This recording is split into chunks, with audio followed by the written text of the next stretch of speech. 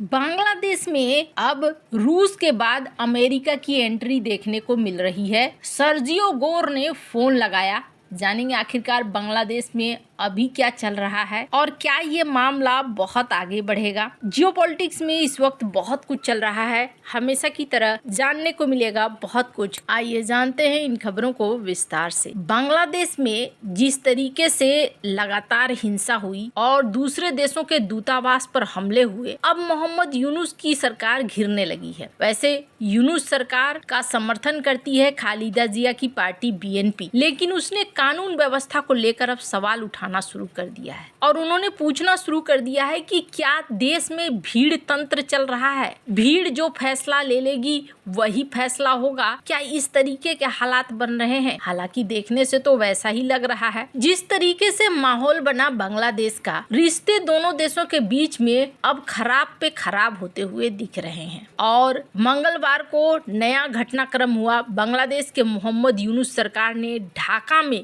भारत के उच्चायुक्त प्रणय वर्मा को बुलाया। अब जरा सोचिए, ये होता है एक तो चोरी, ऊपर से सीना जोरी। खुद भारत के उच्चायुक्त को बुलाया और विदेश मंत्रालय को कहा कि हमारे जो दूतावास हैं आपके नई दिल्ली में और दूसरे शहरों में, वहां प्रदर्शन हो रहा है, वहां सुरक्षा का अनुरोध कीजिए। वैसे कहा जा रहा है उच्चायुक्त के बुलाने के बाद उन्हें आधे घंटे तक इंतजार भी करवाया गया। 10 दिनों में 2 बार भारतीय राजदूत को ये बुला चुके हैं और इससे आप अंदाजा लगा सकते हैं कि एक तो ये खुद इस तरीके से कर रहे हैं और दूसरा भारत के ऊपर इल्जाम लगाने की कोशिश कर रहे हैं। भारत ने वीजा सेवाओं को सस्पेंड करने का फैसला तब ले लिया है जब प्रदर्शनकारियों का एक समूह चटगांव पहुंचा था। भारत ने वीजा सस्पेंड कर दिया है और कहा जा रहा है कि अब भारत और भी बड़े एक्शन की तैयारी कर रहा है। दीपू चंद्र दास की मौत पर भारत में भी गुस्सा है और भारत में भी प्रदर्शन वगैरह हो रहे हैं। स्क्रीन पर आप देख सकते हैं इस आर्टिकल को। लेकिन सबसे बड़ा सवाल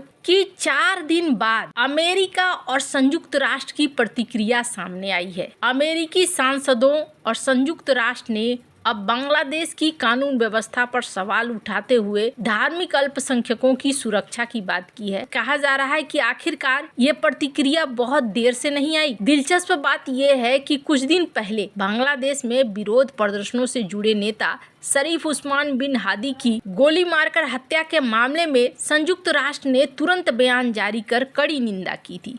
वहीं हिंदू युवक की नृशंस हत्या पर यूएन और अमेरिका की चुप्पी 4 दिनों तक बनी रही। दीपू चंद्र दास को इस निंदा के आरोप में भीड़ ने बेरहमी से मारा, लेकिन उसके लिए किसी की आवाज नहीं खुली। अब जाकर बहुत सारे लोगों ने सवाल करना शुरू कर दिया है, तब जाकर नींद खुली है और तब अमेरिका के एक सांसद और खास तौर पर यूएन ने इस मामले को लेकर कहा कि ये गलत हुआ है, ऐसा नहीं होना चाहिए, अल्पसंख्यकों की सुरक्षा होनी चाहिए। अब जाकर यूएन को ये बातें समझ में आ रही है। खैर, अब इस बीच ये भी देखने को मिला कि रूस इस मामले में एकदम खुलकर भारत के साथ आया। स्क्रीन पर एक वीडियो है, मैं चाहती हूँ इस वीडियो को सुने। Of course, we are monitoring the situation because this is important for both countries and for the region also, for South Asia also.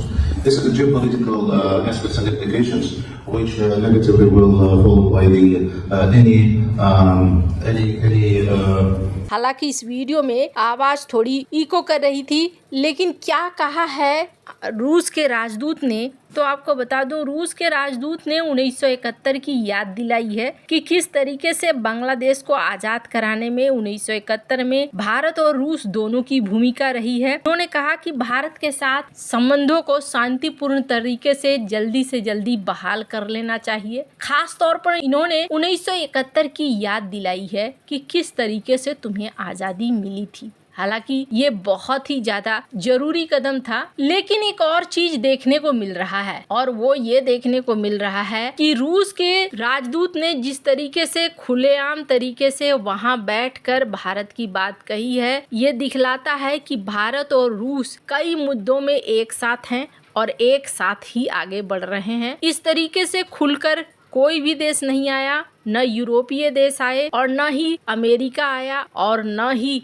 France आया, पर रूस ने बिल्कुल खुलकर भारत की बात रखी है। अब इस बीच अमेरिका की तरफ से सर्जियो गौर के साथ बातचीत हुई है बांग्लादेश के अंतरिम सरकार की, यानी कि मोहम्मद यूनुस की, और मोहम्मद यूनुस ने इसका एक लंबा चौड़ा पोस्ट भी किया है। इस पोस्ट में देखने को मिल रहा है अमेरिकी विशेष दूत सर्जियो गौर के साथ टेलीफोन से बातचीत हुई। अब आपको लगेगा कि सर्जियो गौर तो भारत के राजदूत है। हाँ, भारत के ही राजदूत हैं, लेकिन इनको अतिरिक्त कार्यभार दिया गया है भारत के आसपास के देशों का। प्रोफेसर यूनुस ने यहाँ बातचीत की और बातचीत के बाद एक लंबा चौड़ा पोस्ट दिया। इस पोस्ट में प्रोफेसर यूनुस ने क्या लिखा है? यूनुस ने लिखा है कि 12 जनवरी को आम चुनाव होगा। राष्ट्र अपने मताधिकार का इंतजार कर रहा है जो निरंकुश शासन द्वारा छीन लिया गया था। ये बांग्लादेश में हालिया राजनीतिक उथल पुथल है जहां शेख हसीना सरकार को हटा दिया गया था और अब आगे चुनाव होगा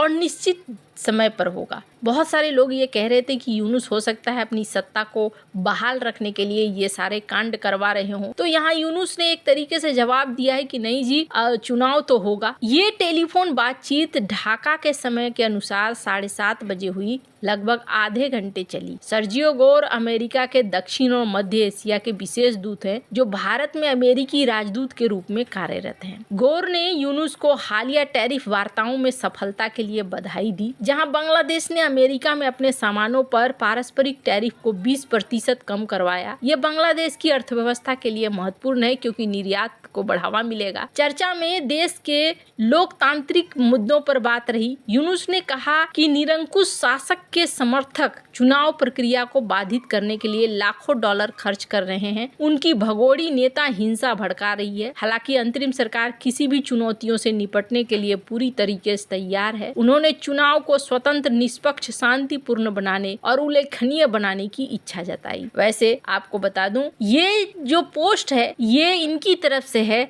अभी अमेरिका की तरफ से कोई आधिकारिक बयान नहीं आया है कि उन्होंने क्या बातचीत की और उनके मुद्दे में क्या सिर्फ हादी को लेकर बातचीत हुई या फिर जो हिंदू शिकार बना है क्या उसको लेकर भी बातचीत हुई है। हालांकि ऐसा लग रहा है जैसे यूनुस दिखलाना चाहते हैं कि और किसी मुद्दे पर बातचीत नहीं हुई है, खास तौर पर बातचीत हुई है व्यापार को लेकर। अब इसका दो मतलब हो सकता है। पहला मतलब ये हो सकता है कि अमेरिका अब उनके राजनीतिक मुद्दों में नहीं पड़ना चाहता है और सिर्फ व्यापार की बात करना चाहता है, और दूसरा ये हो सकता है कि अमेरिका यहाँ पर इसने चुनाव को लेकर खास तौर पर बात की है कि चुनाव पर उनका फोकस है कि चुनाव होगा या नहीं होगा। वैसे चुनाव होने से भी कोई खास फायदा नहीं होने वाला है। आवामी लीग बैन है, खालिदा जिया की पार्टी लड़ने वाले मोड में है नहीं, तो फिर बचा कौन? तो ये वैसे ही देखने को मिल रहा है कि ये एक तरफा चुनाव है। आपको क्या लगता है इन सब मामले में? आपकी क्या राय है? कमेंट कर जरूर बताएं। जल्द मिलते हैं अगले वीडियो में नई खबर के साथ।